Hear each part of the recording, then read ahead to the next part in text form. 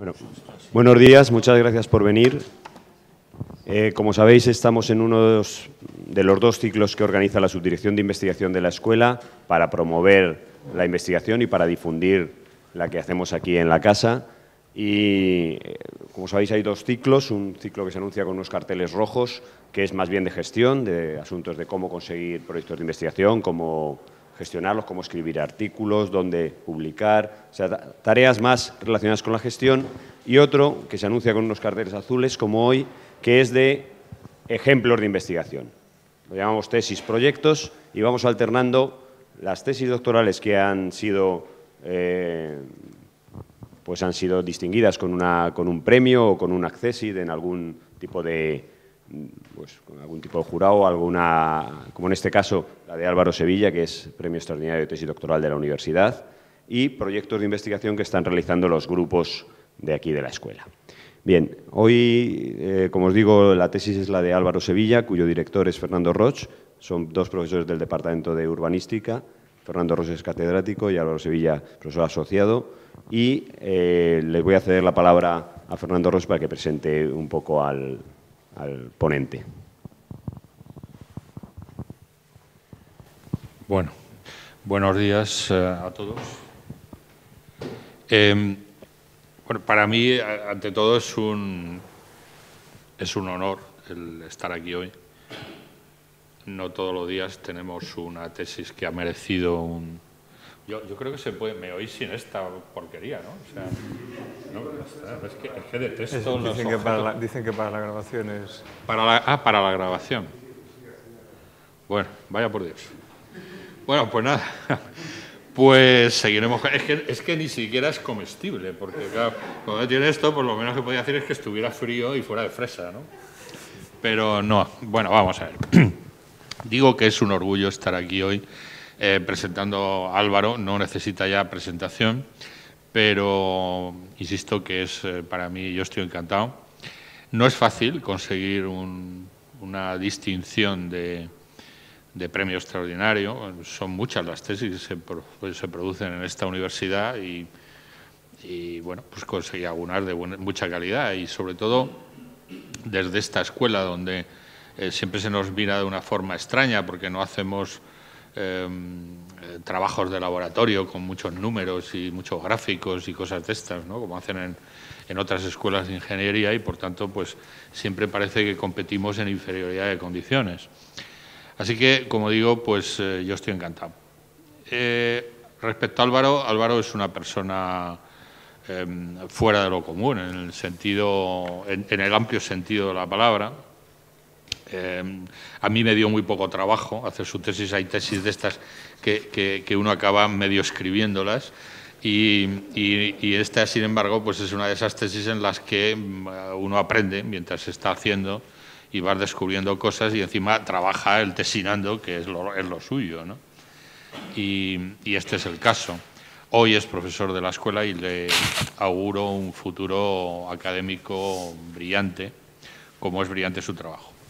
Yo quisiera, no me voy a entretener, voy a ir muy rápidamente, quisiera simplemente dar alguna pincelada sobre algo que me parece central en el discurso de su tesis y es el tema de la multitud. La multitud es un protagonista histórico, como sabéis, ha tenido toda suerte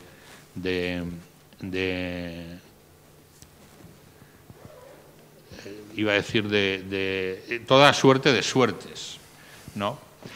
A lo largo de la historia ha estado criminalizada en algún momento. La multitud es criminal, es incontrolable, es destructiva, pero también la multitud en algún momento hay autores que las han considerado los verdaderos protagonistas de la transformación después de la Revolución Francesa. Algunos la vieron como un protagonista histórico de los cambios que se iban a suceder en el futuro. Desde Carlos Marx hasta Walter Benjamin la han tenido como elemento de transformación de la historia, protagonista de la transformación de la historia. Hay que decir que ha abundado más la otra visión, esa otra visión que la ha visto como una amenaza y Casualmente es esa amenaza y su control lo que ha originado la reflexión original, es la reflexión original sobre la que se ha basado en gran medida el trabajo que desarrolló Álvaro en su tesis. Él lo ha relacionado también con el planeamiento y eso nos coloca en la situación de entender el proceso de construcción de este mundo moderno que estamos desmontando a toda velocidad. Todos los viernes se desmonta un trozo, ¿no?, del rompecabezas. No sé qué nos tocará mañana.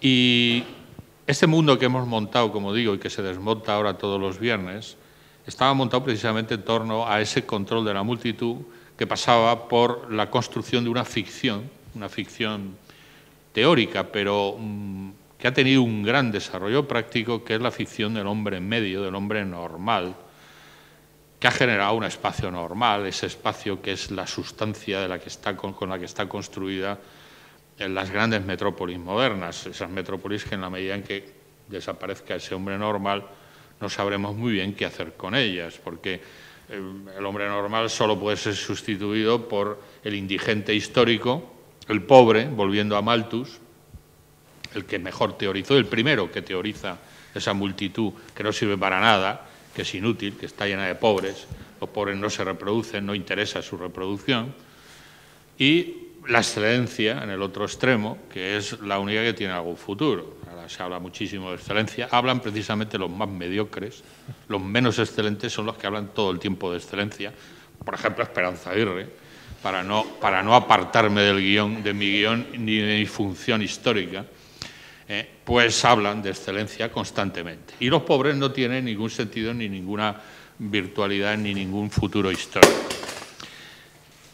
La construcción de esas ciudades y de ese espacio para la gente normal ha sido uno de los temas centrales también del planeamiento.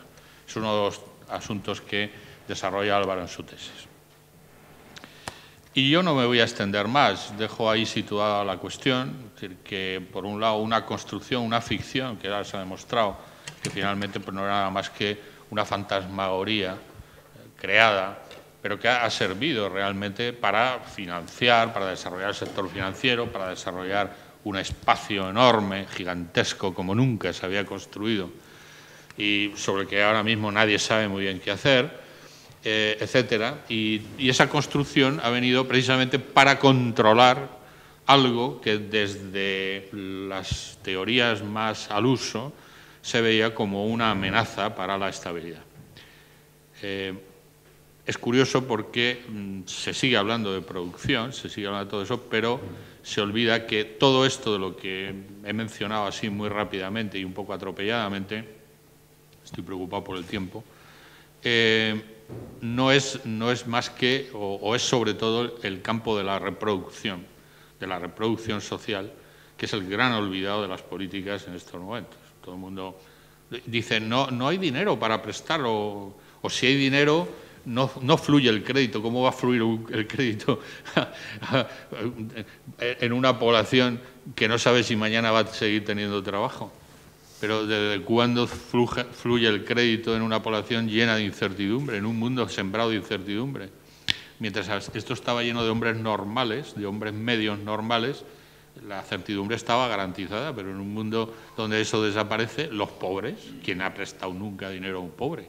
Los ricos ya tienen el dinero, o sea, ¿para qué les van a prestar? Así que todo esto se derrumba, porque las condiciones de existencia del mundo este gigantesco que hemos construido las hemos destruido, las estamos desmontando. Y en esas condiciones de existencia ese hombre medio, esa multitud dominada, domesticada, era uno de los temas centrales del trabajo, de la propuesta. Bueno, pues ese mundo está, y espero que ahora pues Álvaro nos dé todavía mucho más. Su tesis es muy rica en visiones de todo este problema que yo he resumido así muy rápidamente, y yo espero que tengáis un buen final de día o un buen final de mañana escuchándole. Muchas gracias y te paso este lado. Creo que este no me hace falta, entonces lo voy a dejar por aquí.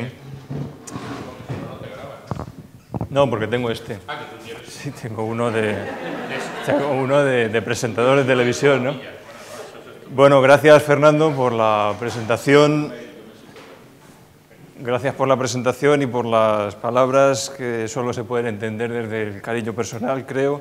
Y gracias también a la Subdirección de Investigación y Doctorado por invitarme a dar la charla en este ciclo, que yo creo que está resultando muy interesante y fructífero, ¿no? Quería también agradecer públicamente bueno, pues el hecho de que la escuela haya confiado en esta tesis, que se haya apostado por este tipo de trabajo, o por el tipo de trabajo no es tan excepcional, creo, que se viene haciendo en el Departamento de Urbanismo. Un trabajo que no es para nada canónico, ya lo decía Fernando, no solo dentro de la Universidad Politécnica, sino incluso seguramente no es canónico, no es ortodoxo dentro de las tesis que se pueden producir dentro de la escuela, de tal forma que a priori seguramente no era la elección más obvia y bueno, pues personalmente y de parte de mi departamento quería agradecer ese voto de confianza, ¿no?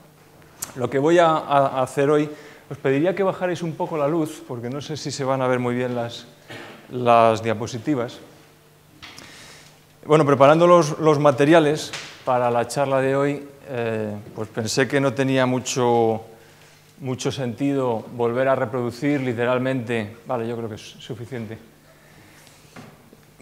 reproducir literalmente la exposición que hice en la lectura de tesis. Han pasado ya 2 años y medio desde aquello. He seguido avanzando con parte de los materiales que allí se manejaban y sobre todo lo que voy a intentar es ser en la medida de lo posible breve. La tesis tenía bastante volumen de contenidos y demás y a pesar de todo voy a intentar ser breve porque me gustaría tener al final pues un tiempo de intercambio para que podáis hacer vuestras consultas, sobre todo los que estéis preparando ahora vuestro trabajo de tesis, porque bueno, me gustaría que la sesión fuera lo más útil, lo más pedagógica posible y que os sirviera, que finalmente os sirviera y cuando salgáis os vayáis con algo útil para vuestro propio trabajo, de tal forma que estoy abierto a preguntas no solo sobre el contenido de lo que os voy a contar ahora, sino también sobre la propia elaboración de una tesis, sobre el trabajo de investigación en general, etc. Bueno, para empezar, os voy a pedir que prestéis atención durante unos instantes a esta secuencia de imágenes.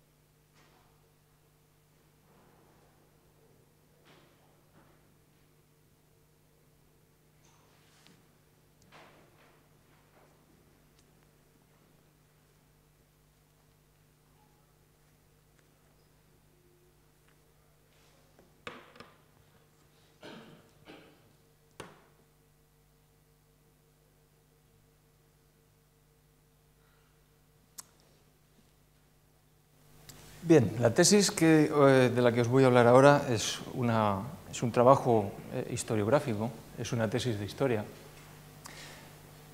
Seguramente podemos pensar en muchísimas formas de escribir historia, pero desde un cierto punto de vista, que era central en mis intereses al preparar la tesis, hay fundamentalmente 2, que encuentran expresión muy directa en esas 2 citas que veis ahí. La primera, Hegel, en sus lecciones sobre filosofía de la historia, indica que el trabajo del espíritu a lo largo de la historia no puede detenerse ante ningún obstáculo. Él habla de una serie de personajes protagonistas de la historia, César, Napoleón, etc. Dice que en muchas ocasiones han desdeñado o han pasado por encima de ciertos intereses que consideraban secundarios, de tal forma que, como dice, tan poderosas formas han de aplastar muchas flores inocentes, reducir a escombros muchos objetos a su paso. Por otra parte, en la novena de sus tesis sobre filosofía de la historia, sobre el concepto de historia, Walter Benjamin nos habla de ese ángel nuevo, al cual, según él, ha de parecerse el ángel de la historia. Ese ángel tiene el rostro vuelto hacia el pasado, donde nosotros vemos una cadena de acontecimientos, dice Benjamin, él ve una única catástrofe que acumula ruinas sobre ruinas, arrojándolas a sus pies. Bien, se trata de dos actitudes hacia el pasado diametralmente opuestas, pero que por supuesto tienen algo en común. Como podéis adivinar, lo que tienen en común es precisamente los escombros o las ruinas a las que los dos hacen referencia y de las que los dos, por supuesto, son plenamente conscientes. Sin embargo, esa conciencia se resuelve en actitudes contrapuestas. Para Hegel, esos escombros, esas ruinas, pues son de alguna forma los daños colaterales de la historia.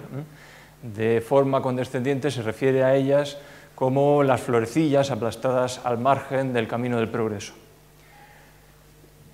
Por el contrario, Benjamin, o el ángel de Benjamin, querría parar el tren de la historia, echar el freno de emergencia en el tren de la historia, pararse para atender a esos escombros, pararse para intentar recomponerlos, para intentar restituirles su dignidad, etc.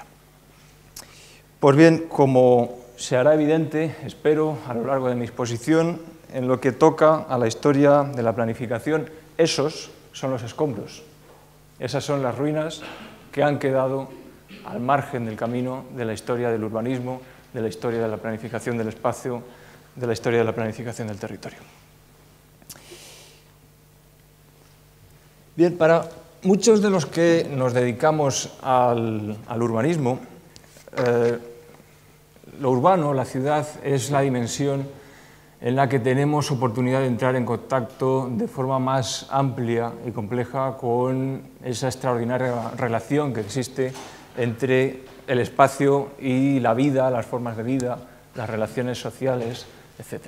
Muchos elegimos el urbanismo precisamente por esa riqueza que apreciamos en ese nexo. Sin embargo, este aspecto central, la vida, las formas de reproducción social, en términos un poco más abstractos o más...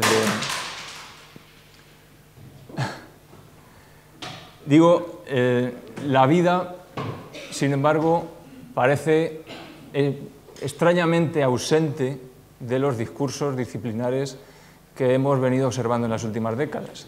El urbanismo, la planificación, hablan de proporcionar equipamientos y servicios a la ciudad, a los ciudadanos, hablamos de proteger el patrimonio histórico, hablamos de proteger el medio ambiente, pero seguramente más de un urbanista se encogería de hombros confundidos si le habláramos de proteger formas de vida. Bueno, esta ausencia resulta paradójica si tenemos en cuenta que el origen del urbanismo está precisamente ahí, o que ha sido precisamente en el trabajo sobre esas formas de vida, en el trabajo sobre esas formas de reproducción social, que la planificación ha llegado a jugar un rol social o que ha llegado a jugar un rol central en determinadas formas de gobierno. Seguramente parte de la culpa de ese olvido la tiene la propia historiografía, que asumiendo con demasiada frecuencia la postura, digamos, hegeliana o positiva que veíamos en las anteriores citas, esa actitud positiva hacia la historia, pues ha solido presentar normalmente la planificación como un proyecto social progresista encaminado a la mejora de la calidad de vida de los ciudadanos o de las personas que recibían esos proyectos, planes y programas, etc. Rara vez se ha detenido la historia, sin embargo, a estudiar en detalle esas formas de vida. Nos ha hablado de las técnicas y de los técnicos, de los modelos de ciudad y sus espacios, pero nos ha dicho muy poco sobre la vida que en esos espacios tenía lugar o sobre la vida que había precedido a las propuestas de los urbanistas, planificadores, etc. Y sobre todo ha guardado silencio sobre un hecho que yo considero fundamental, y es que muchas veces esas vidas, esas formas de vida han desaparecido precisamente por la intervención de los urbanistas, por la intervención de unas determinadas políticas urbanas, etc. Bueno, pues frente a esa postura o a esa corriente o a ese olvido, la tesis lo que pretendía, y de nuevo recuerdo a Benjamin, pues era tirar del freno de emergencia en el tren de la historia, detener el discurso para volverse atrás e intentar volver a mirar a esas formas de vida olvidadas al margen del camino de la historia del urbanismo. Devolver el protagonismo a esos procesos de reproducción social, recuperar la vida cotidiana como centro de reflexión y de investigación histórica, rescatar del olvido todas esas formas de existencia, en definitiva, comprender el rol social que la planificación había jugado a lo largo de la historia y hacerlo en un sentido crítico que nos permitiera comprender mejor nuestro presente, porque este ejercicio de historia no es un ejercicio de erudición. Yo quisiera que se considere como una historia del presente, como una historia que nos ayuda a comprender el presente de nuestras técnicas, nuestros presentes urbanos.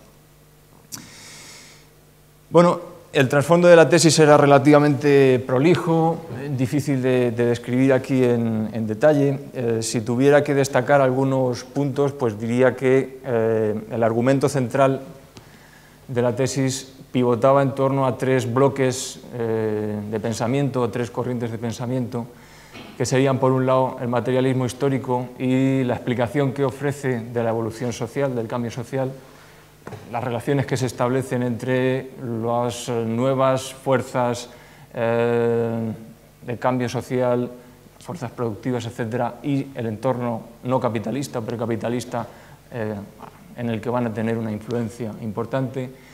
Un segundo bloque de pensamiento sería la teoría del sistema mundo de Fernand Braudel y sobre todo de un par de sus seguidores, Immanuel Wallerstein y Giovanni Arrighi, que a través del concepto de ciclo sistémico de acumulación pues, me permitían comprender cuál era el contexto más amplio, el contexto geopolítico, geoeconómico más amplio en el que se desarrollaban los procesos que yo estaba estudiando a nivel local.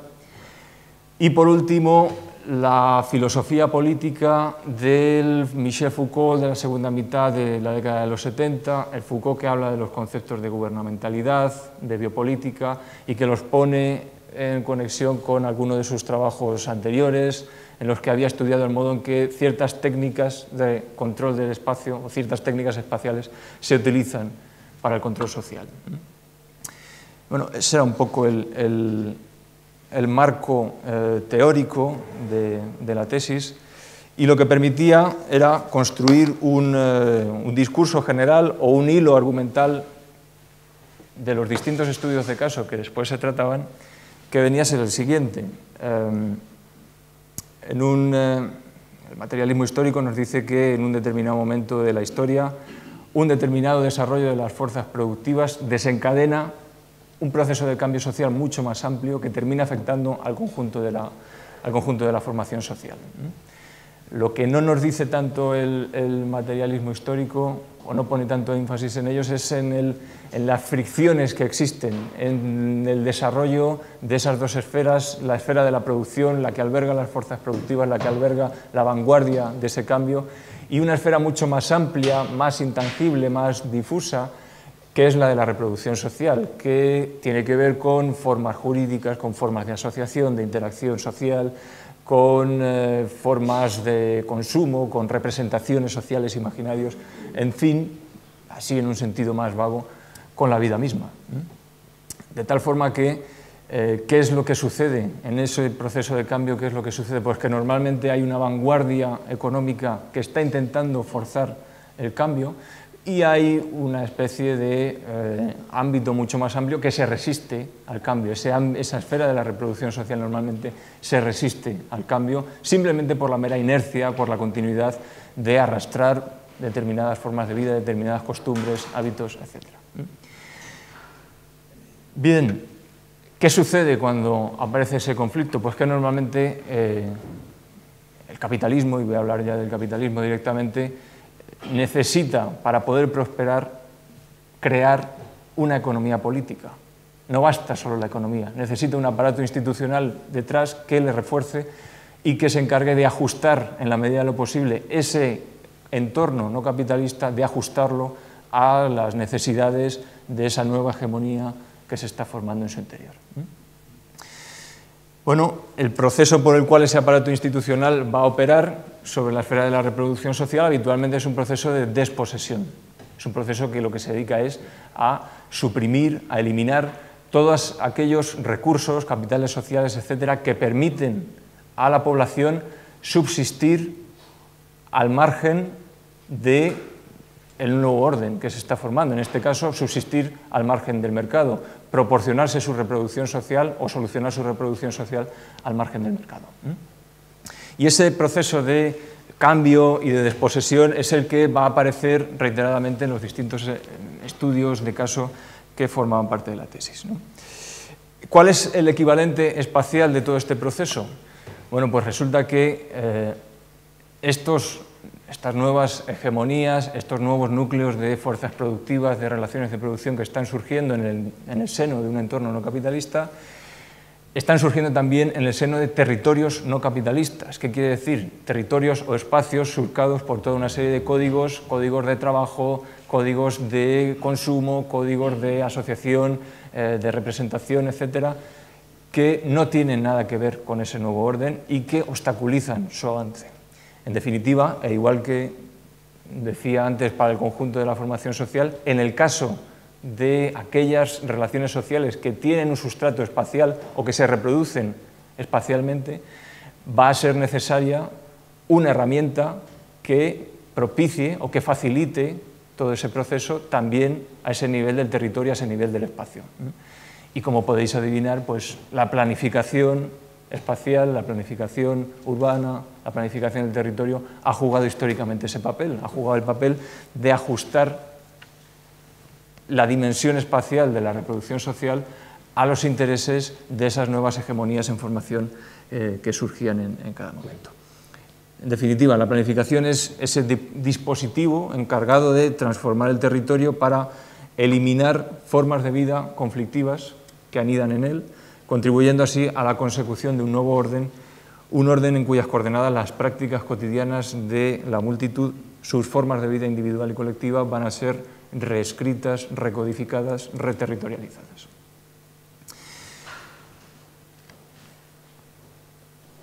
Bueno, voy a hacer un resumen muy rápido de los tres estudios de caso que formaban parte de la tesis.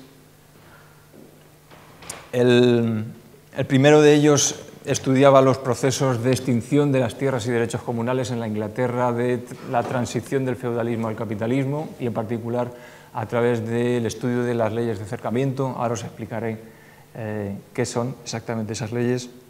La segunda parte estudiaba la intervención del primer reformismo urbano sobre los barrios populares del Manhattan del siglo XIX, especialmente en la segunda mitad del siglo XIX. Y la tercera parte lo que hacía era intentar comprender el despliegue de lo que yo he llamado políticas de la comunidad y la articulación que la planificación urbana tiene con esas políticas en dos lugares, en dos países, en Alemania y en Estados Unidos, entre la Gran Depresión de finales del siglo XIX y la Segunda Guerra Mundial. Bueno, a priori son tres casos, ya lo vais a ver ahora, muy heterogéneos, tanto en sus escalas, en sus geografías, en sus tiempos históricos, etcétera, pero tenían algo en común, ¿no? Por supuesto, son tres espacios que están en la vanguardia de ese cambio social o en la vanguardia del avance del capitalismo en cada uno de esos momentos históricos y que, por tanto, siguiendo la tesis que os comentaba antes o la hipótesis que os comentaba antes, que por tanto presentan unos índices muy acusados de desposesión o, de otra forma, presentan unos índices importantes de drama social en la medida en que esa multitud se ve obligada a cambiar sus formas de vida o se ve desposeída, ve cómo le arrancan ciertos hábitos, costumbres, etcétera, etcétera. Primero estamos hablando, en el caso de Inglaterra, de una desposesión de recursos, de tierra y de derechos. En el segundo es una desposesión más de capitales sociales, de la capacidad de organizar o de apropiarse del espacio de los barrios populares. En el tercero, una desposesión mucho más compleja, más difusa, intangible, en la medida en que se borran o se restan representaciones, imaginarios urbanos, posibilidades de encontrar relaciones sociales, de identificación con el entorno cotidiano, en la medida en que las nuevas agencias lo que están produciendo o lo intentando producir en esa época son nuevas comunidades heterónomas. Ahora os explicaré un poco en qué consiste eso. Bueno, y tienen otra cosa en común. Estos tres casos tienen otra cosa en común, y aquí entra en juego ese tema que os decía de los ciclos sistémicos de acumulación o del estudio de todos estos procesos, a veces muy locales, que a veces se ciñen a un conjunto, a un puñado de calles. Pero si los leemos, si se leían esos procesos en una escala más amplia, en un marco geopolítico o geoeconómico, emergían una serie de motivos por los cuales se estaban produciendo esos procesos de desposesión. En los tres casos lo que sucede es que las hegemonías sociales dominantes en cada uno de esos tres espacios y de esos tres momentos están intentando dar el salto a una escala superior en la jerarquía, digamos, en la jerarquía de hegemonías de lo local a lo regional, de lo regional a lo nacional, de lo nacional a lo global. Están intentando entrar en el liderazgo en un nivel superior de esos niveles hegemónicos, y para hacerlo lo que hacen es someter a una presión importante a sus propios territorios, a sus propios espacios. Bien, bueno, pues empezando con la primera parte de la tesis, que, como os decía, se centraba en estudiar ese proceso de cambio en la transición del feudalismo al capitalismo en Inglaterra, concretamente entre la revolución política de mediados del 17 y la revolución industrial de finales del 18, principios del 19. En un caso muy alejado de lo que es habitualmente el objeto de la historiografía urbana. De esto, lo que os voy a hablar a continuación es planificación, digamos, planificación rural. Está muy alejada de la ciudad. ¿Por qué? Porque en ese momento, primero, las ciudades apenas, por lo menos en Inglaterra, apenas eran capaces de gobernar el proceso urbanizador. Londres era una ciudad privada en la que no había herramientas tan sofisticadas como las que vamos a encontrar en el campo. ¿Por qué en el campo? Pues obviamente porque el campo era en ese momento el espacio de acumulación principal, tanto por los cambios agrícolas que se estaban produciendo como por la emergencia de la primera manufactura que sucede en el campo, no en la ciudad. Bueno, pues en ese momento y en ese contexto rural encontramos una estrategia consciente de ordenación del territorio, dirigida a transformar las formas de vida de las clases trabajadoras, iniciada por un sujeto político concreto con una estrategia y desarrollada con intervención de instituciones públicas mediante mecanismos reglados y abiertos al conocimiento y a la participación de la población, aunque ahora veremos de qué tipo de participación estábamos hablando. Esos mecanismos son las leyes de cercamiento o Enclosure Acts, que eran el objeto, eran el centro de trabajo de esta primera parte. Bueno, hacia ese momento de comienzo de este periodo de estudio, hacia el siglo XVII, ¿qué es lo que encontramos en el entorno rural de Inglaterra? Pues encontramos que parte de los campos se encuentran sometidos a un sistema de campo cerrado, que, como veis ahí, pues implicaba la delimitación de las fincas con muretes, vallas, setos, etcétera, pero sobre todo excluía la posibilidad de servidumbres comunales sobre esos suelos. Y, por otra parte, y de forma mucho más amplia, encontramos que buena parte de Inglaterra está sometida a un sistema de campos abiertos, especialmente en las regiones más pobladas, las Midlands, East Anglia, el sur de Inglaterra, toda una serie de áreas que estaban entrando en la órbita del comercio metropolitano londinense en aquella época.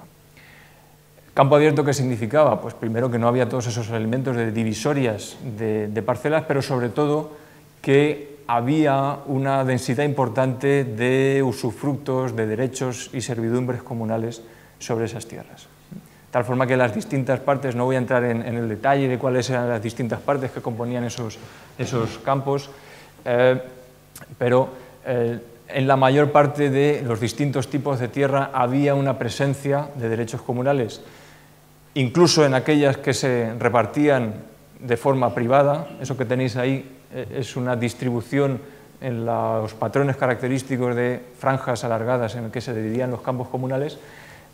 Veis que hay una serie de parcelas señaladas en blanco. Todas esas parcelas forman la propiedad, en este caso, de Roger Page, ¿no?, que era titular de una cantidad de suelo que anualmente se repartía por todas esas fincas. Ahí había criterios de eficiencia y de democracia económica detrás de eso, que no voy a entrar en ellos. Pero bueno, incluso esas tierras privadas, tras la cosecha, se abrían al usufructo comunal, a los usos comunales, y luego había todo otro tipo de tierras. Veis aquí pues todas las que no están divididas: prados comunales, tierras baldías, páramos, las lagunas, los bosques, etcétera, estaban permanentemente abiertos al usufructo comunal.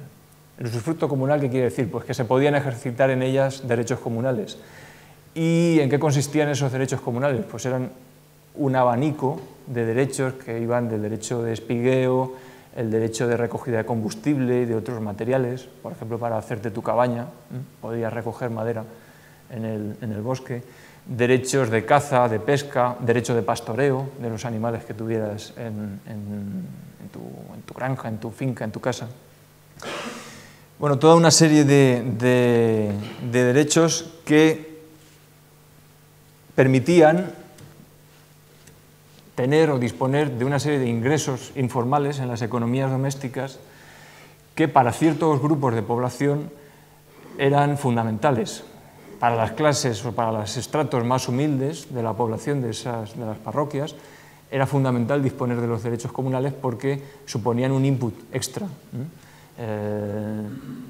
Un input que en algunos casos podía ser bastante importante y bastante cuantioso. Pensad, por ejemplo, que una mujer, digo una mujer porque las mujeres tenían un papel muy activo en ese momento en la economía doméstica y eran normalmente ellas las que se encargaban de la explotación del derecho comunal. Pues una mujer recogiendo grano en el espigueo podía reunir grano suficiente para hacer pan durante 6 o 7 meses, sin necesidad de ir a comprarlo al mercado, en consecuencia. O el combustible que se recogía en el bosque, turba o leña caída, etcétera, servía para calentar la casa durante 4 o 5 meses al año, normalmente durante las estaciones más frías. Bueno, todo eso eran ingresos informales que permitían relajar la presión sobre la economía doméstica y, en definitiva, y para decirlo directamente, permitían trabajar menos. Todos esos eran unos ingresos que no tenían que obtenerse por vía del trabajo asalariado, que se obtenían de ese modo informal. Otra cosa muy interesante de lo que sucede en estos espacios antes de que llegue el cercamiento es que todo ese régimen, que era muy complejo, imaginaos toda esa superposición de regímenes de titularidad, de servidumbres, etcétera, bastante complejo, y se regulaba colectivamente. Era un régimen autogestionado, en el cual tenían voz fundamentalmente los propietarios de tierra, pero normalmente en lo que hacía al tema de los derechos comunales también tenían participación y voz en esas asambleas pues otros residentes en la parroquia porque estuvieran trabajando, porque estaban alquilando una cabaña, etcétera, etcétera, ¿no? De tal forma que era un régimen relativamente democrático, desde luego mucho más democrático que lo que le va a suceder. Bueno, lo que le sucede es ese acercamiento parlamentario, esas leyes de acercamiento que os comentaba, ¿no? ¿Cuáles son los motivos para que se desencadene ese acercamiento parlamentario? Pues lo que os decía antes, Inglaterra empieza a entrar en competición con Holanda para dominar el mercado internacional de grano y, en consecuencia, lo que hace, y a medida que empieza a prosperar, por supuesto para eso tiene que ser competitivo, tiene que reducir los precios de su grano y para ello necesita, primero, aumentar el output, aumentar la producción de grano, y segundo, reducir los costes. Para aumentar la producción necesitaba poner muchas más tierras en explotación y, por tanto, las tierras comunales estaban en el punto de mira, sobre todo los terrenos baldíos y prados comunales que hasta ese momento no se habían dedicado al cultivo. Y para reducir el coste, pues obviamente lo que tienes que hacer es bajar el precio de la fuerza de trabajo. Para bajar el precio de la fuerza de trabajo lo que necesitabas era un ejército de fuerza de trabajo excedente, eso ya lo sabéis, ¿no? Es la ley de siempre. Y para producir ese ejército de fuerza de trabajo excedente lo que necesitaba era una población dependiente del salario para poder sobrevivir. En definitiva, unas cosas y otras hacían que las tierras comunales y los derechos comunales se pusieran en el punto de mira de ese nuevo proyecto de orden social que está emergiendo. Para poner en... Bueno, creo que tengo... Sí, fijaos ahí, hay una serie de citas de contemporáneos, algunos de ellos miembros de la Administración, que no voy a leerlas, pero podéis ir leyéndolas mientras tanto, mientras voy hablando, pues os dan una idea del tipo de discursos que estaban funcionando en la época, de la representación que se hacía en las élites de las clases trabajadoras o de las clases populares rurales en aquel momento y sobre todo, si os fijáis en las tres últimas, del modo en que se empieza a concebir esa eliminación de las tierras comunales y el cercamiento, que era la herramienta que iba a servir para acometer ese trabajo, cómo se las empieza a manejar con carácter estratégico, ¿no? Cómo empieza a aparecer una perspectiva de regulación espacial con ese carácter estratégico de influir sobre las formas de vida, sobre las formas de reproducción social, en este caso sustrayendo esa posibilidad de reproducirse socialmente al margen del mercado y al margen del trabajo asalariado. Bueno, ¿en qué consistían las leyes de cercamiento? Pues consistían en primer lugar, agrupar las propiedades de los campesinos. Hemos visto que estaban distribuidas normalmente, pues agruparlas, unificarlas, consolidarlas. En segundo lugar, repartir la tierra comunal entre los propietarios de tierra, que por supuesto no eran todos los miembros de la parroquia. Y por último, cercar las parcelas resultantes y suprimir las servidumbres comunales que sobre ellas recaían. Pues ese es el proyecto en el cual se va a ver enredada esta primera primitiva planificación del espacio, ¿no? Tengo por aquí algunas imágenes, ¿no? Veis, ese era un poco el tipo de proceso que se llevaba a cabo. Veis cómo todos los terrenos arables divididos en franjas se han consolidado en nuevas fincas y esos mayores que aparecen en blanco, que son normalmente pues, esas tierras comunales, desaparecían y se incorporaban a la titularidad de los propietarios de tierras locales. Y hay algunas imágenes también aquí. Ahí veis, porque los arqueólogos se han ocupado en los últimos años de explorar esto también. Bueno, eso es un fósil, digamos. Esas franjas, esas huellas, tienen que ver con el modo de arado que se hacía en esa época y han quedado las huellas sobre el terreno. Y superpuesto a ese viejo patrón, veis la nueva reparcelación, ¿no? Con el cercamiento. Ahí tenéis más imágenes. Bueno, las repercusiones que tuvo todo esto, pues os podéis imaginar que fueron catastróficas. El cercamiento afectó al 25% del total de la superficie de Inglaterra, digo el total de la superficie, no de la tierra cultivable. En algunos condados afectó al 80% de la tierra cultivable. La repercusión que tuvo, por ejemplo, sobre la presencia de pequeños propietarios fue demencial. Los pequeños propietarios desaparecieron aproximadamente en un 60%. ¿Por qué desaparecían los pequeños propietarios? Porque esto no he hablado, pero no es solo los que no tenían tierra los que se veían perjudicados por esto, es que los pequeños propietarios en muchas ocasiones no tenían oportunidad de hacer frente a los costes que conllevaba este tipo de operaciones, a la ejecución de esos cercamientos, que no era solo poner vallas, era redistribuir, abrir zanjas, canalizar el agua, etcétera, etcétera, de tal forma que muchos vendían porque no podían hacer frente a los precios, ¿no? La superficie de granjas que ocupaban las granjas pequeñas, las de menor tamaño, se redujo en un 80%. O sea que se estaba produciendo, como veis, no solo una producción de fuerza de trabajo asalariada por parte de los que ya habían estado desposeídos o los que no tenían tierra hasta ese momento, sino que incluso los pequeños propietarios se vieron empujados al trabajo asalariado y a perder su tierra como consecuencia de todo esto. Bueno, podéis imaginar que todo esto no fue gratuito, hubo muchísima resistencia, en muchos casos sangrienta, no voy a entrar en ello. Me interesa solo destacar que hacia finales del XVIII y principios del XIX, se produce un cambio en todo ese proceso. El enclosure estaba empezando a dedicarse no ya a abrir tierra a la explotación agraria, sino directamente para la urbanización. Ahí veis dos imágenes de leyes de cercamiento de Nottingham que se destinan a la urbanización y que incluso en el caso de la derecha, pues las nuevas parcelas definidas tienen hasta una rotonda, ¿no? Un circus.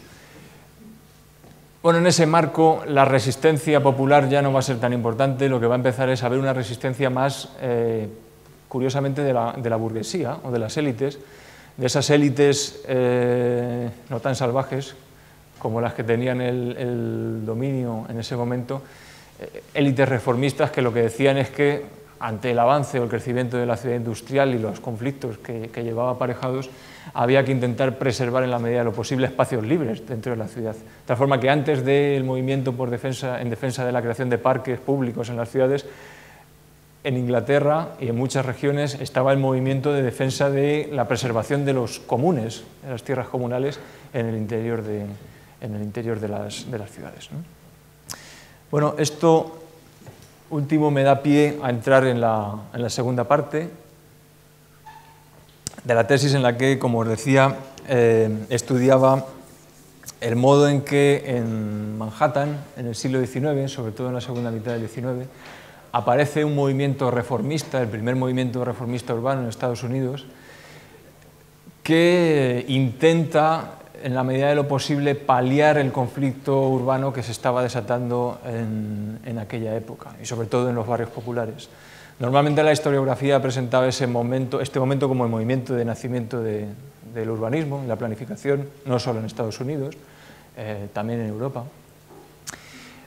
Pero más que el discurso habitual en esa narración convencional de la historiografía, que lo que dice es que el urbanismo es pues, una técnica benefactora que se despliega para mejorar las condiciones de vida de la gente que vivía en esos barrios populares, etc., pues una investigación más cercana lo que revelaba es que realmente lo que estaba intentando ese reformismo era controlar esos barrios populares, controlar esas poblaciones e intentar modificar sus hábitos cotidianos para paliar los conflictos que se estaban desatando en aquella época.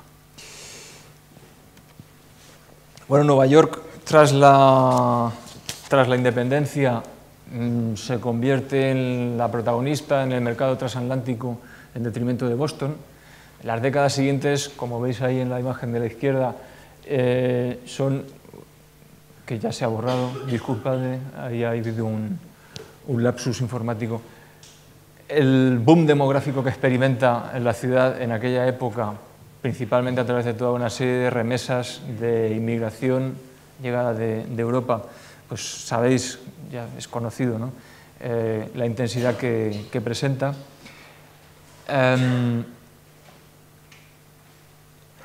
No es solo el cambio que se produce en la ciudad en aquel momento, no tiene que ver exclusivamente con que aumente la población.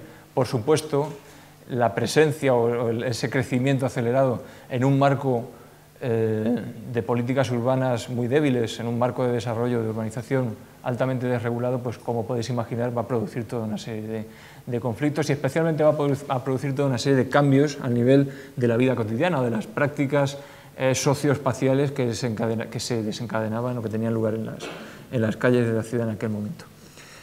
El incremento en la actividad portuaria y la vida popular que giraba en torno a ella hizo que las clases acomodadas empezaran a mudarse, a trasladarse hacia el norte, abriendo el camino en la ocupación del famoso ensanche de 1811, que es ese que tenéis en esa imagen, y el espacio desalojado, el espacio que dejaban libre en el Bajo Manhattan, que es esa zona triangular que veis a la izquierda de la imagen, pues sería ocupado paulatinamente por los inmigrantes.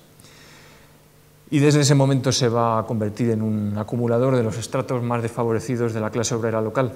En esos espacios se va a desarrollar una tipología de la miseria que puede leerse especialmente en el tejido residencial, desde las viejas viviendas coloniales que se subdividían hasta lo imposible para alojar a familias completas en habitaciones en su interior, a las chabolas que proliferan en cualquier rincón o en cualquier patio de manzana, o incluso cuevas subterráneas, que fueron bastante habituales hasta bien entrado el siglo XIX.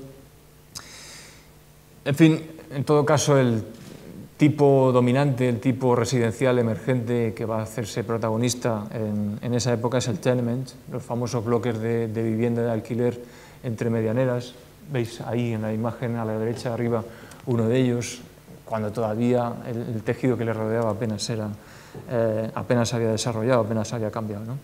Bueno, se trata de una historia conocida que se ha tratado en bastantes trabajos, de modo que yo en la tesis lo que intentaba era prestar más atención a las formas de vida que se desarrollan en esos espacios, ¿no? En esos barrios.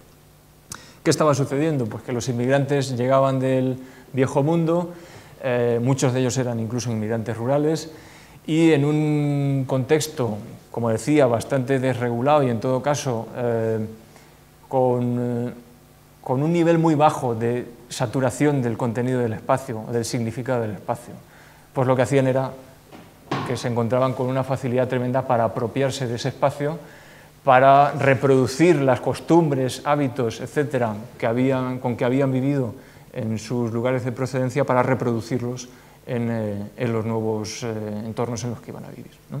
Y ahí tenéis pues toda esa agrupación de inmigrantes por nacionalidad, por idioma, etcétera, que arrastran y conservan muchas tradiciones que en muchos casos iban a ser un conflicto importante, especialmente para los empresarios. Pensad que, por ejemplo, cuando un griego celebraba una boda, la celebración duraba 12 días, y esos 12 días no iba a trabajar, y el empresario no podía planificar, no podía organizar mínimamente su producción. O los polacos tenían, no recuerdo cuánto exactamente, pero 30 a 35 días de fiestas anuales, en un momento en el que no había vacaciones, y se las tomaban y no tenían ningún problema en hacerlo, con lo cual había toda una serie de conflictos a nivel laboral, pero sobre todo había también conflictos importantes a nivel de la vida cotidiana en esos espacios, en esos barrios populares. Incluso más allá, se hicieron cada vez más frecuentes revueltas populares, pues con motivos muy diversos, desde cuestiones que tenían que ver con el trabajo a otras como la prohibición de consumir bebidas alcohólicas en las tabernas, aunque eso también tenía un significado social, porque en las tabernas eran lugares de socialización, y si cerraban las tabernas los domingos, pues el único remedio que tenían era irse a misa, ¿no? Ir a la iglesia, ¿no? Y como lugar de socialización, pues normalmente los trabajadores preferían las tabernas. En fin, pensad, por ejemplo, que entre el año 34 y el 37 hay 5 episodios de revuelta urbana que exigen la entrada del ejército en la ciudad.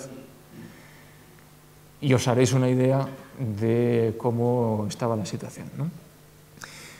Bueno, pues el primer reformismo urbano pretende, por supuesto, paliar ese conflicto, reducir o hacer desaparecer ese conflicto.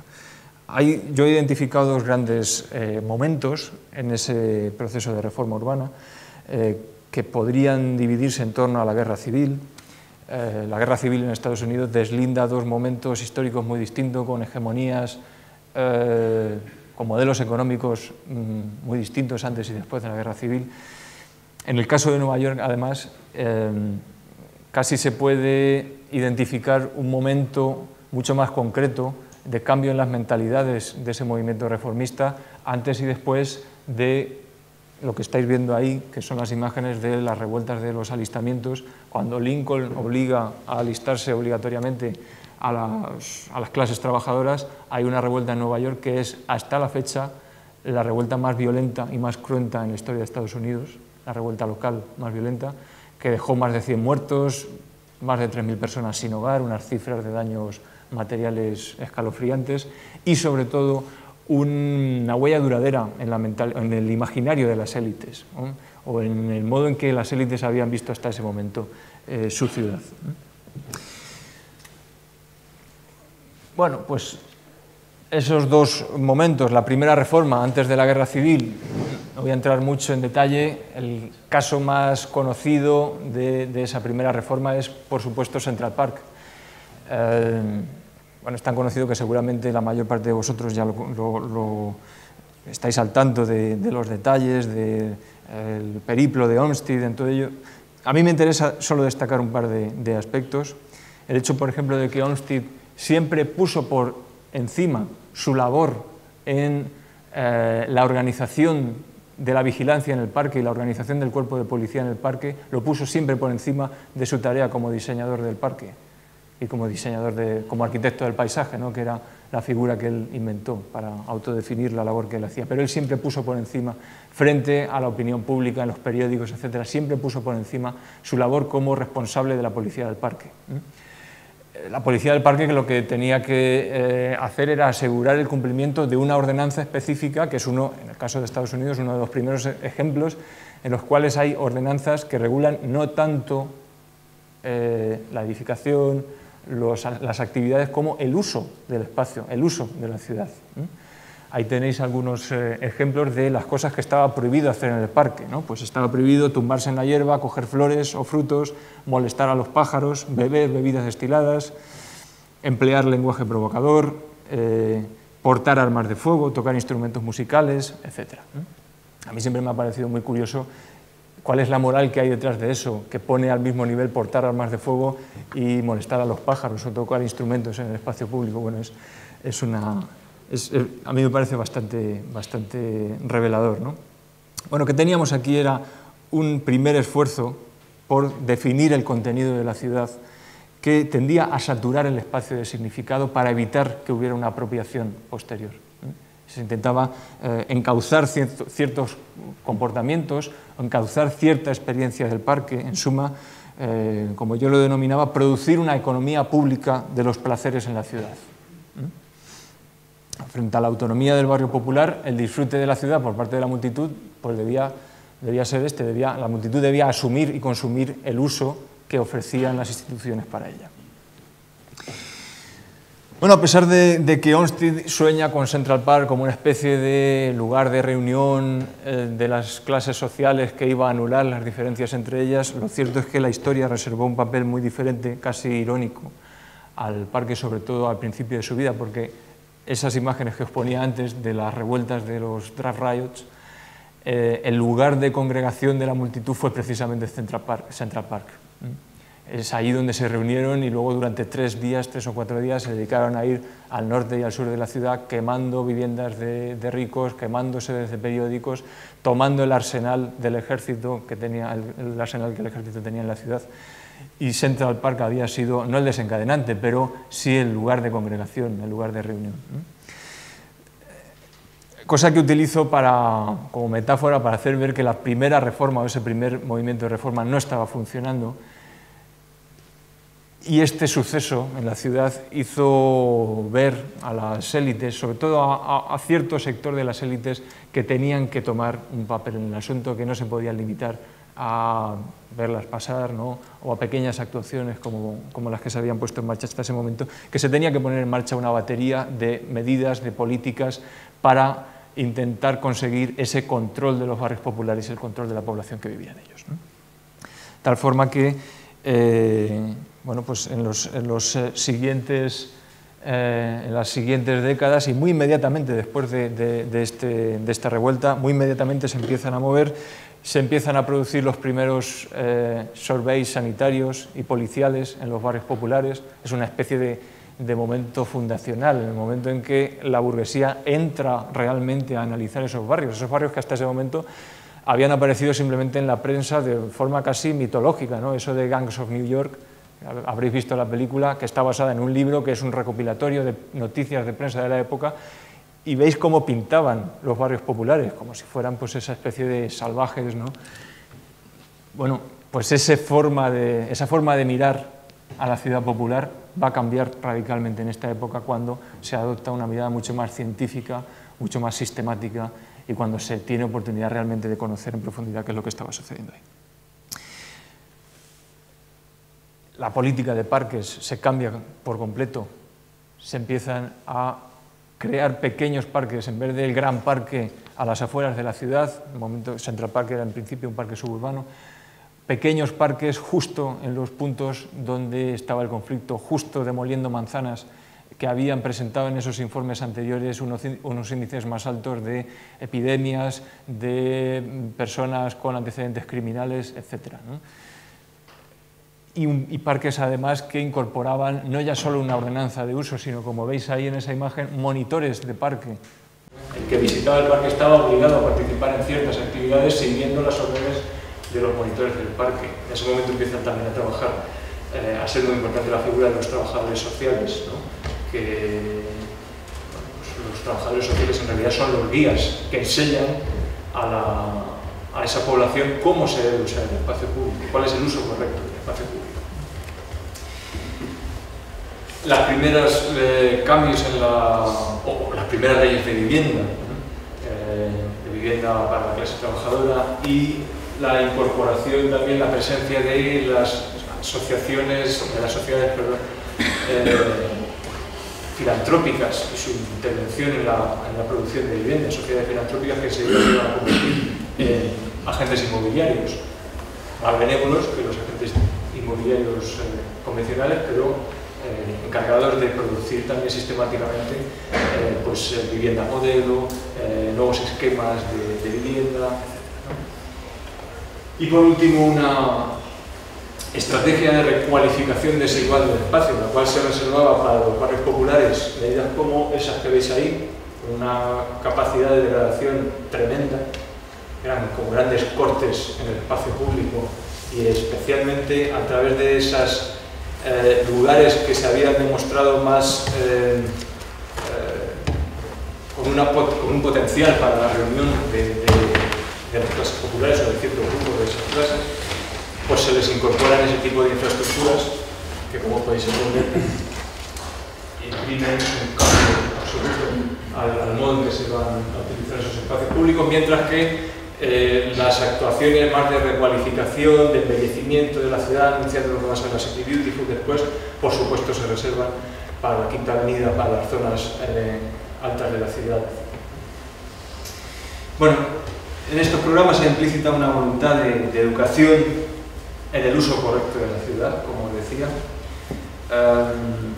que hacían buena esta frase, y yo creo que es bastante reveladora, de uno de los protagonistas de la reforma, que decía que las personas inteligentes y voluntariosas, léase las élites, podían crear o modificar el ambiente, mientras que los débiles, los irreflexivos y los indiferentes, léase las clases populares, eran dominados por el ambiente. Y ese ejercicio de dominio de la población a través del ambiente era el que estamos viendo ya formarse y se va a desplegar con muchísima mayor ambición en la última parte de la tesis. Bueno, en esta voy a intentar hacer una muy breve recapitulación antes, para que veamos por qué pasamos, por qué episodios hemos pasado. En primer lugar, veíamos en Inglaterra cómo se había desposeído de una serie de recursos a las clases populares. Esas clases populares que tarde o temprano pues, van a terminar confluyendo, clases populares rurales van a terminar confluyendo en las grandes ciudades industriales, y allí van a reproducir de alguna forma el conflicto. Se les había privado de una serie de recursos que les permitían ser relativamente libres frente al trabajo asalariado, pero quedaban otras esferas en las que ellos podían seguir siendo libres. Por ejemplo, la capacidad de organizar autónomamente el espacio cotidiano, ese espacio de reproducción social en el barrio popular. Y además esa apropiación que hicieron de los barrios populares, ya lo hemos visto, era tremendamente conflictiva, incluso era tremendamente violenta en algunos episodios. Para paliar ese conflicto aparece la reforma en Nueva York, pero no solo en Nueva York, por supuesto. Esto es solo un ejemplo de un proceso mucho más amplio que se está reproduciendo también en otros países, en Europa. Pero esa reforma fue siempre bastante lenta e ineficiente, porque lo que hacía normalmente era ir allí donde estaba el problema para intentar solucionarlo. En el mejor de los casos, como os decía, eliminaban la manzana por completo, pero los desplazados se recolocaban, se reubicaban en otro lugar y el conflicto seguía reproduciéndose. Hacia el cambio del siglo XIX al XX, ese retorno de lo reprimido reiterado y cada vez en ondas más amplias, estaba poniendo en peligro la supervivencia o la continuidad del sistema capitalista tal y como se había conocido hasta ese momento. Pensar que el capitalismo atraviesa una fase de depresión importante entre 1870 y finales del siglo XIX, en el cual este tipo de contradicciones a nivel local también tenían un papel, y la formación del movimiento obrero en aquella época, por supuesto, se apoyaba también en esos espacios cotidianos. De tal forma que el siguiente paso era no ir a apagar el fuego una vez que éste se había producido, sino adelantarse, anticiparse. Y a eso, a ese ejercicio es el que van a intentar entregarse toda una serie de medidas y de iniciativas en las décadas siguientes. ¿Qué es lo que se va a hacer? Pues intentar, en vez de modificar el barrio popular, es ofrecer una alternativa al barrio popular, ofrecer una alternativa en forma de nuevas comunidades modélicas que ofrecían un nuevo hábitat para las clases populares, un hábitat en el cual, sin embargo, no iban a tener ninguna posibilidad de apropiación o de autonomía tal y como lo habíamos visto hasta ahora.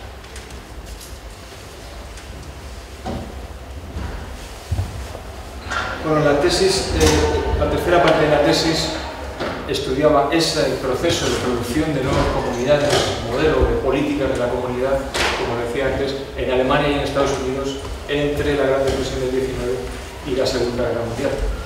En ese momento se va a producir una articulación de programas de planificación urbana, de nuevos modelos residenciales que aparecen desde finales del 19 y de las emergentes políticas de welfare local y su condicionamiento al cumplimiento de ciertos requisitos que podían ir de lo racial a lo laboral, al modelo familiar, etc.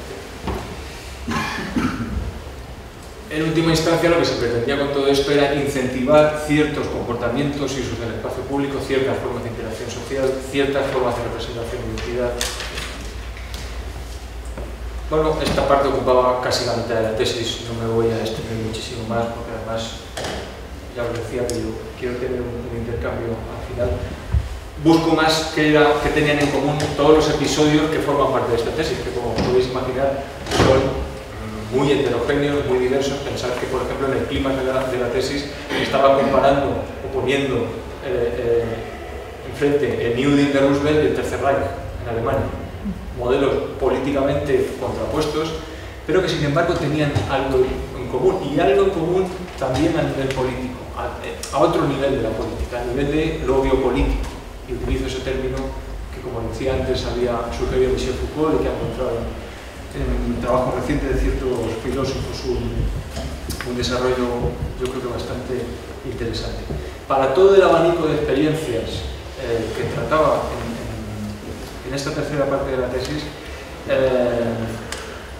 era válida la identificación de esa aplicación de políticas espaciales sobre la vida,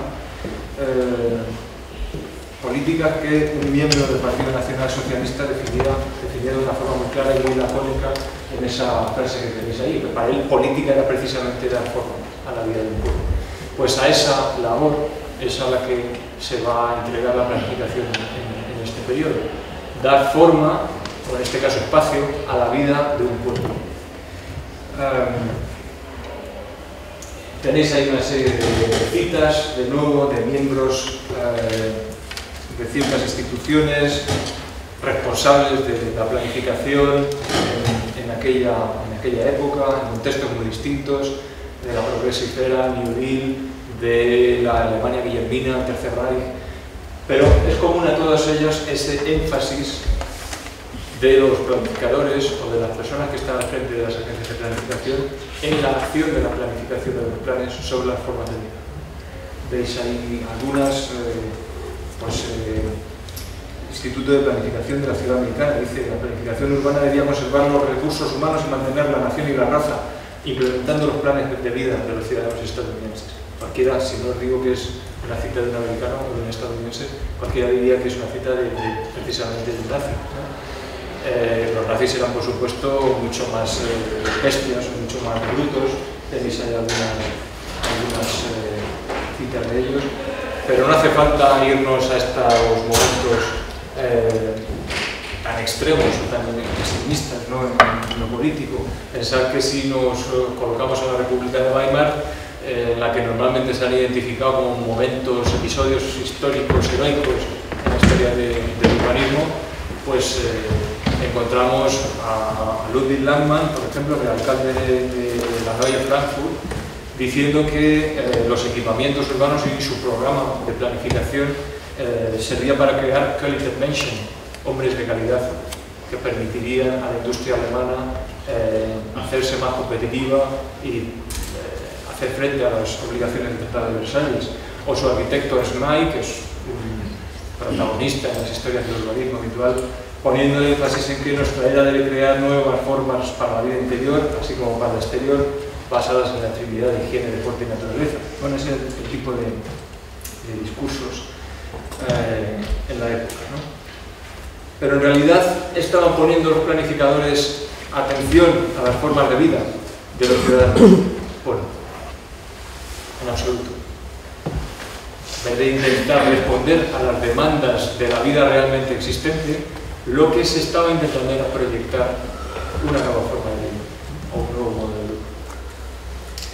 Producir, se estaba poniendo en marcha un proceso de producción de subjetividad, un proceso de producción de determinadas relaciones sociales, de formas de vida normalizadas en un entorno lo más depurado posible de la cotidianidad y de la oportunidad para la apropiación que había caracterizado a la ciudad popular, lo que un teórico de la planificación nazi de nuevo llamaba Normalstadt, la ciudad normal, lo que comentaba Fernando al principio de la sesión. Bueno, ¿cómo se va a perseguir ese proyecto? Pues poniendo juntos los nuevos modelos urbanos y residenciales de la época, los incipientes experimentos del estado de bienestar local, con un incentivo importante de los nuevos asentamientos de pautas de socialización que refuerzan el sentimiento comunitario en torno a determinadas identidades, que por supuesto son muy distintas dependiendo del caso que estábamos tratando y dependiendo de la época, pero ese proceso estaba ahí. Integrando esas iniciativas en el marco de un proceso urbanizador que estaba alterando radicalmente las relaciones tradicionales de centralidad urbana, por una pérdida importante del derecho a la ciudad de los ciudadanos. Y sobre todo, utilizando esa estrategia para reabrir las diferencias en el seno de la clase trabajadora, una clase trabajadora que cada vez más se estaba consolidando y se estaba organizando, y que a través de estas experiencias, por lo que se intenta es precisamente volver a dividirla. ¿Por qué? Pues utilizando, por ejemplo, como requisito para poder aspirar a vivir en la nueva comunidad, en la nueva colonia, etc., que cumpliera ciertos requisitos de raza, de modelo familiar, de cualificación laboral, a veces ciertos requisitos políticos también. Todo ese tipo de mecanismos están ahí en juego. Lo curioso es que eso es preciso, y justo estos últimos que os comento, son mecanismos que no se inventa la administración pública, se los inventan los empresarios industriales, que ponen en marcha, algunos empresarios, digamos, progresistas, que ponen en marcha, progresistas entre comillas, mejoras para sus trabajadores en las condiciones de trabajo, en las condiciones de alojamiento, cuando les alojaban, si cumplían ciertos requisitos, tanto dentro como fuera del trabajo. Pues esa misma estrategia la va a trasladar, la va a asumir la administración pública en sus programas urbanísticos. Y cierro ya con una serie de ejemplos muy rápidos, voy a pasar muy rápidamente sobre ellos para que veáis un poco de qué se estaba hablando en esta última parte de la tesis. Se estaba hablando de las company towns y las Arbeiterkolonie en el último tercio del 19, en Estados Unidos y en Alemania. Se estaba hablando de las primeras ciudades jardín alemanas y los suburbios industriales en Estados Unidos. De la aparición del concepto de unidad vecinal en Estados Unidos antes de la Primera Guerra Mundial y mucho antes de que Clarence Perry hablara de ese concepto, surgiera ese concepto. De las World Communities, primer programa de comunidades de promoción estatal, promoción pública en Estados Unidos. De las colonias de May en Silesia, que obedecían una estrategia política de consolidación de la población de la frontera con Polonia, por temas geopolíticos, concretos, etc. Las colonias de los años 20 en la República de Weimar, que habitualmente, como decía, son tratadas como casos heroicos en la historia del urbanismo y la arquitectura, pero que son indicadores efectivos de ese proceso de racionalización del espacio de vida cotidiana que os estaba comentando. Los programas de apoyo a la vivienda unifamiliar en propiedad en la era Hoover en los Estados Unidos, que abren el camino a la creación de comunidades suburbanas de clase media. Y ya llegando a los años 30, pues tanto en el New Deal como en el Tercer Reich, toda una serie de programas, a veces curiosamente paralelos. Entre el 33 y el 36 los dos gobiernos se están empeñando en trasladar a sus poblaciones al campo, desde la ciudad al campo, en el seno de una paralización absoluta de la economía, y promueven la recolonización rural, cada uno por supuesto con discursos muy distintos, pero están haciendo más o menos lo mismo. A partir del 35 y del 36, con la recuperación económica paulatina, pues intentando devolver a la población, en este caso no a la ciudad, sino al suburbio, ¿no? Y poniendo en marcha esos programas de comunidades modelo que debían servir de guía a la producción privada. Porque en todos estos ejemplos, normalmente la actuación pública no tenía intención de dar servicio a toda la población, sino de servir de ejemplo para la producción privada. Bueno, cada uno de los dos países pues intenta esa estrategia de división de la población o de creación de clases medias y de segregación de una población excedente de los estratos más humildes de la clase trabajadora lo hace de forma distinta. En Estados Unidos pues es bien conocido que el New Deal apoya de forma indirecta el suburbio para clases medias blancas y a través de las garantías a los préstamos hipotecarios, garantías estatales a los préstamos hipotecarios, mientras que toma la iniciativa directa en la producción de vivienda colectiva en la ciudad, normalmente para los trabajadores más humildes, para los negros, etc. Y bueno, en Alemania, donde esos patrones de segregación eran muchísimo más obvios, como puedes imaginar, donde se ponen en marcha una infinidad de programas tremendamente interesantes, a veces también tremendamente escalofriantes. Ese, por ejemplo, es el programa de recolonización de los territorios ocupados en Polonia y, por supuesto, pues, para esa particular población excedente que eran los asociales, judíos, gitanos, homosexuales, rojos, etc., a los cuales, por cierto, se les denominaba Gemeinschaftsfremde, ajenos a la comunidad, a esa Volksgemeinschaft, a la comunidad popular, a la comunidad nacional de la raza aria, pues a ellos también se les reservaban espacios concretos, guetos o los campos de concentración, que por supuesto también tenían sus planes parciales, su planificación, su urbanismo. Quiero terminar con esa imagen, que yo creo que es muy reveladora. Es una imagen de uno de los proyectos, de uno de los planes para Auschwitz I, que, fijaos que lo he visto a veces, pero me sigue poniendo los pelos de punta cada vez que lo veo. Lo que hace es preparar el asentamiento tanto para el campo de concentración como para la colonia de los miembros de las SS que llevaban el campo, ¿no? Y ambos están juntos, separados por un puñado de metros. Y os podéis imaginar dónde estaba cada uno, ¿no? Por supuesto, este asentamiento ortogonal, con ese trazado racional, industrial, con la producción industrial de los alojamientos, ¿no? Industrial de muy baja calidad, por supuesto, para los presos. Y esto otro, siguiendo los directrices de los criterios de diseño de la ciudad jardín, de las colonias que se habían puesto en marcha durante las décadas anteriores para los miembros de las SS.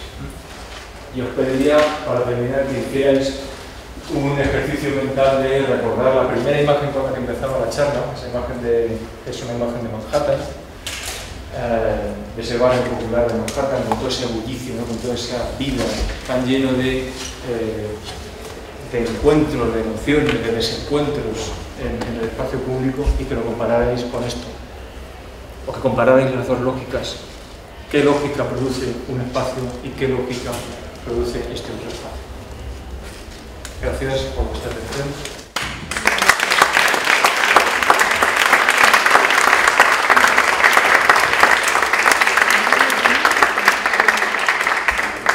Muchas gracias, Álvaro. Ha sido una charla estupenda.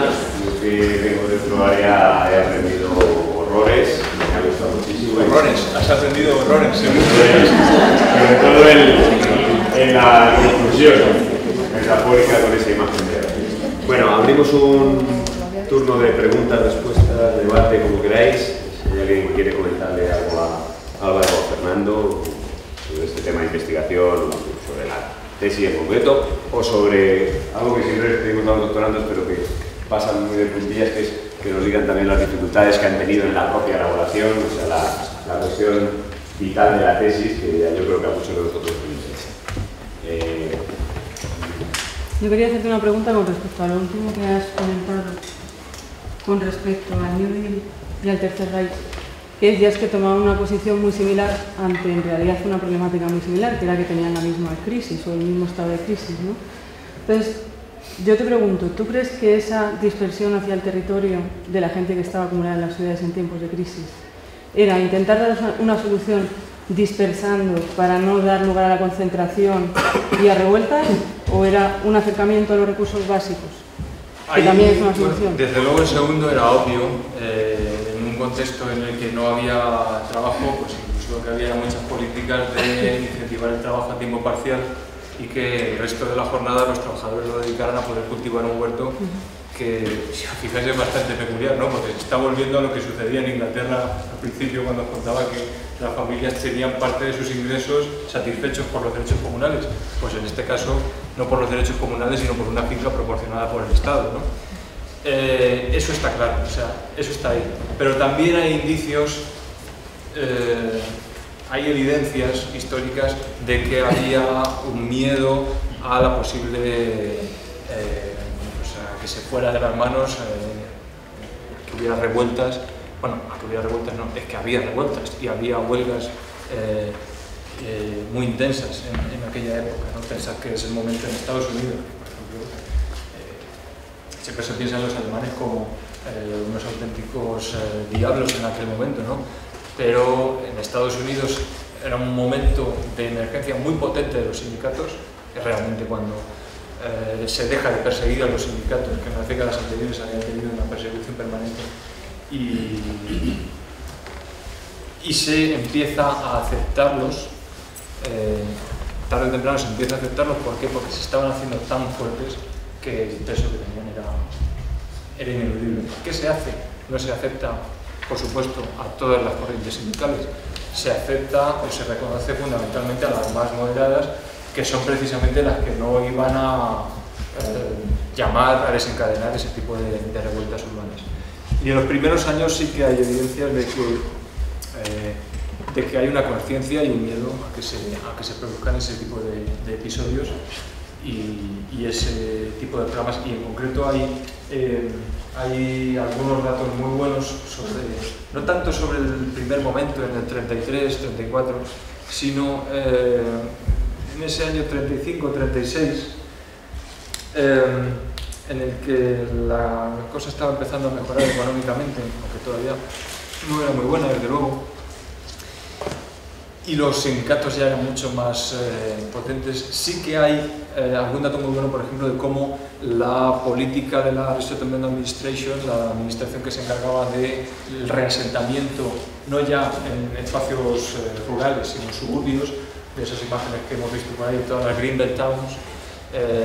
Es un programa muy ambicioso que pone en marcha esa agencia, que finalmente se queda solo en 3 colonias que hace, pero hay datos, por ejemplo, de que la primera de ellas, su inicio, se acelera precisamente para poder emplear a una masa de trabajadores que tenía planes de revuelta en Washington. Pues había toda una serie, todo un estrato de los desempleados en Washington que se estaban organizando, y había un miedo real de que justo en la capital hubiera un episodio bastante evidente en ese sentido, y se acelera, esa primera iniciativa se acelera precisamente para darles empleo y sacarlos de la ciudad. No a los residentes, que iba a tardar un tiempo en producirse, en construirse la residencia, sino a los trabajadores que iban a construirla. ¿Y sería algo análogo a lo que pasó en España en la posguerra con todas las estrategias de repoblación del campo? Yo creo que sí, yo creo que sí. Hombre, el caso español quizás sea... quizás desde luego tiene su peculiaridad, pero sí que hay una lógica. Sucede también algo similar en la Unión Soviética. O sea, en el momento en que, como os digo, esas biopolíticas, ¿no? Esas políticas sobre la población, como dice Foucault, hay en un determinado momento, hacia el siglo XVII, XVIII, XIX, se está haciendo una transición de las políticas sobre el territorio, sobre los recursos, etcétera, a las políticas sobre la población. Y cuando llegamos al siglo XX, esas políticas sobre la población, en el sentido de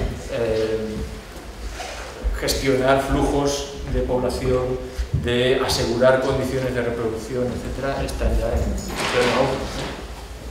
Así que sí, desde luego con las particularidades de cada caso.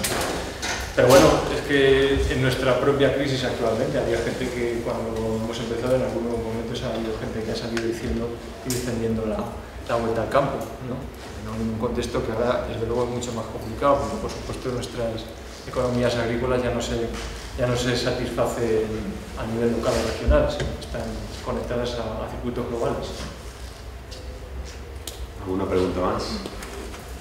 Yo os invitaría a que hagáis preguntas también sobre el proceso, como decía David, que yo creo que os puede servir. Pero... Pues tiene que decir. Bueno, primero darte la enhorabuena, porque la verdad Gracias. el trabajo me parece magnífico. Y luego preguntarte un poco por el título de la tesis, pluralismo y reproducción social. El hecho de cómo ves tú la reproducción social, porque yo la sociedad nunca la había visto así, la verdad. Para mí es un continuo siempre la misma, entonces me parece muy interesante el hecho de la palabra reproducción, como algo nuevo que nace, muere, vuelve otra vez a ser la misma o es diferente, solo las especies iguales se reproducen. El tema de la reproducción social, pues hay... bueno, el título intenta...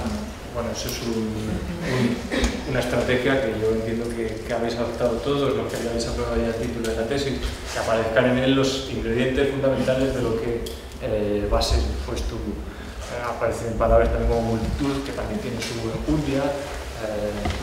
Bueno, el tema de la reproducción social, hay escuelas de definición del concepto. La reproducción social al final no es la reproducción de lo mismo, en el sentido de reproducción de las mismas condiciones materiales, sino más bien a lo que yo apunto es a la reproducción de un cierto esquema de jerarquías sociales y un cierto esquema de relaciones sociales.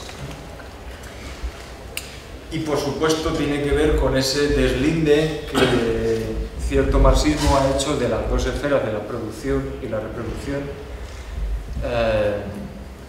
y las ficciones o los decalajes que se producen entre ellas y el modo en que los aparatos institucionales al final funcionan para ajustar la una a la otra, ¿no? Para ajustar la esfera de la reproducción social, la esfera de nuestras formas de vida más amplias, a las necesidades de un determinado modelo económico que está emergiendo.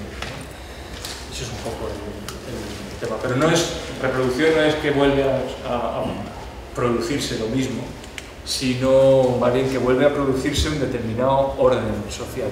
Eso sí. ¿Pero cómo? Ya veis aquí que cada vez es a través de mecanismos completamente distintos, en lo que toca al espacio o al territorio, en muchas ocasiones cambiándolo todo para que todo siga siendo igual, ¿no? La pelusa. Ese es un poco el... Muy bien. ¿Alguna cuestión más? ¿Tú crees que en el momento actual las clases altas están eliminando a las clases medias? ¿Que están? Que están eliminando de alguna manera a las clases medias.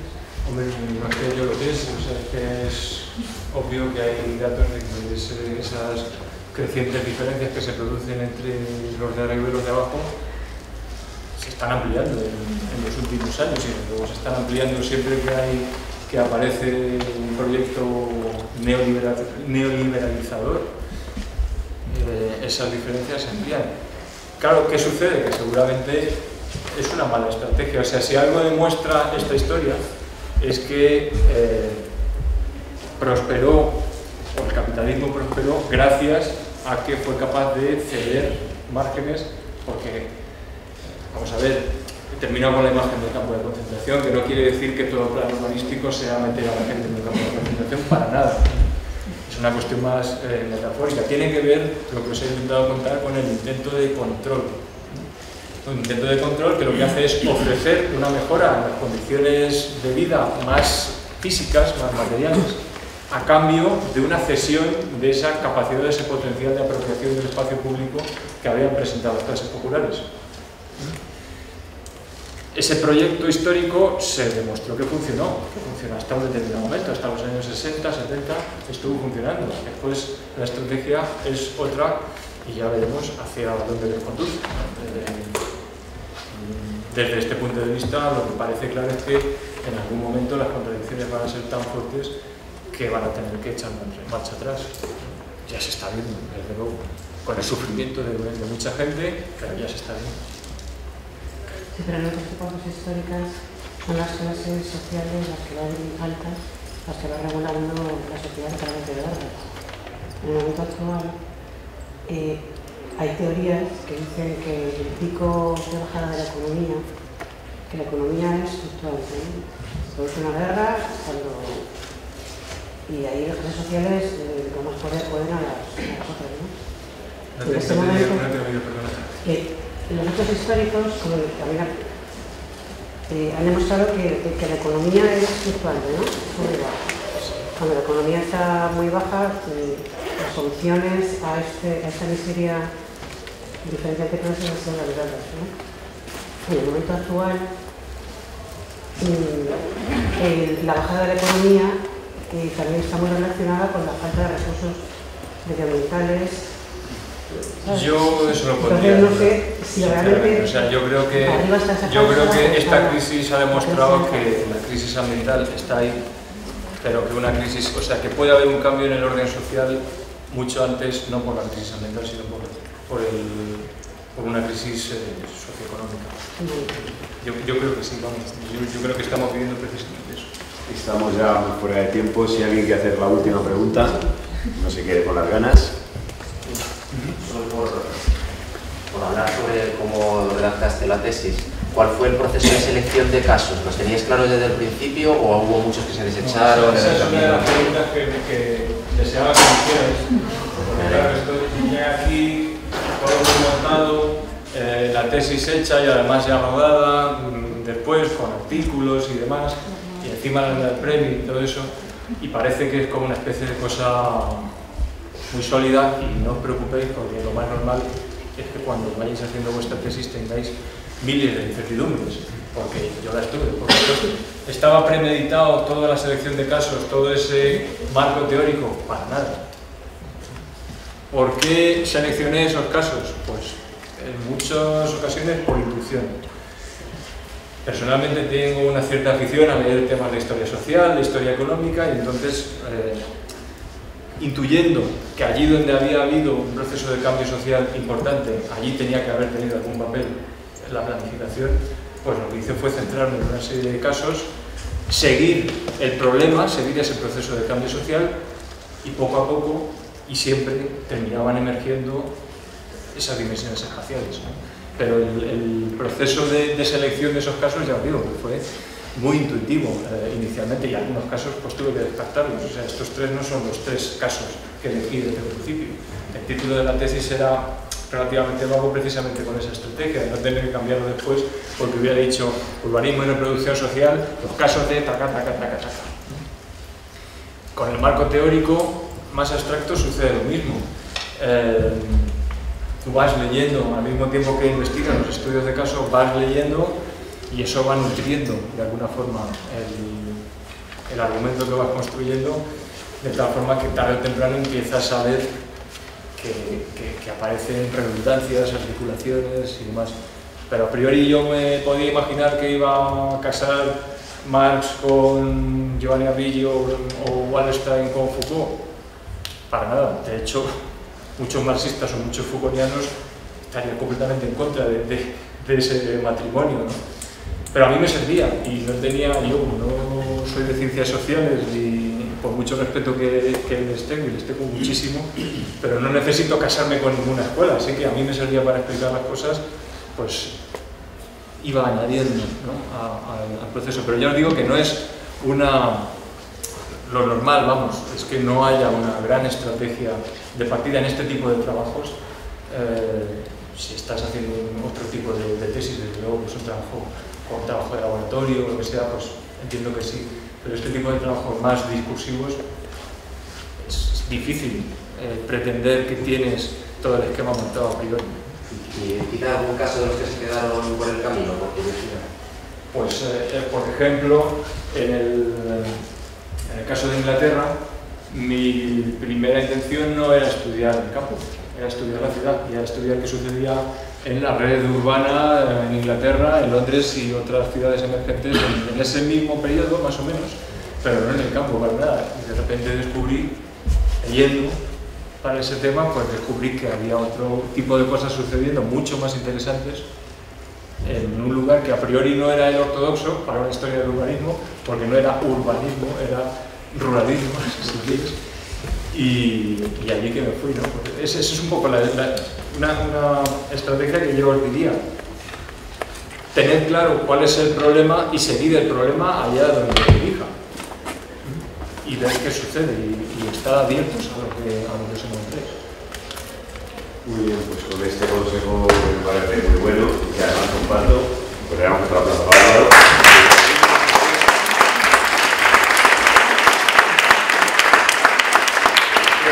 Para la última conferencia del ciclo que va a dar la Juan Bordes sobre el comisariado de exposiciones, que es una tarea que muchos arquitectos pueden hacer y que hacen habitualmente y que tiene su recompensa en los distintos procesos de acreditación y de más medallas que hay que ir buscando.